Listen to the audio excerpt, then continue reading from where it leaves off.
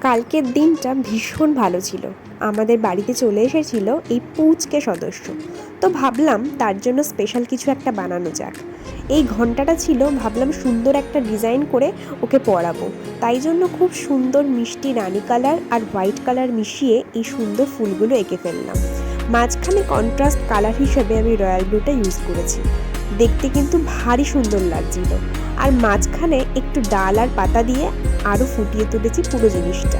তোমরা কিন্তু দেখে অবশ্যই জানো এই মিষ্টি ঘন্টাটা কীরকম লাগছে দেখতে। আর এটা পরার পর আমাদের রাধারানীকে কেমন লাগবে সেটা কিন্তু পরে তোমাদের সঙ্গে নিশ্চয়ই শেয়ার করে দেবো।